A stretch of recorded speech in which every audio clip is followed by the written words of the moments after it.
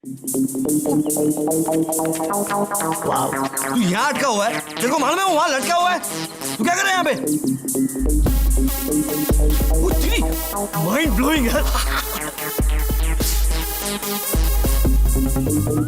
अबे तुम लोगों को भेजा था इसको लाने के लिए, तुम लोग यहाँ क्या कर रहे हो? तुम रेप देख रहे हैं यार? कहाँ? वहाँ सामने। हे, हमको अच्छा चांस मिला है, लड़की को बचाते और फिर इम्प्रेस करते। हाँ, तेरा आइडिया एकदम सुपर हिट है बॉस। चलो चलो।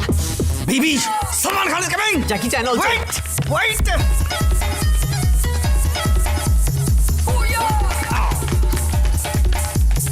हेलो, मैं सलमान खान बनना चाहता हूँ, तुम लोग के चक्कर में पीटी उषा बन जाऊंगा मैं।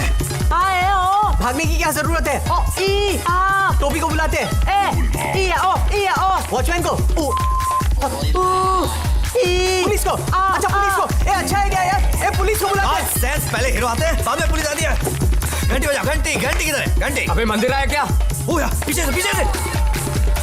रेप वेप कैंसल, तेरा हीरो आ गया है।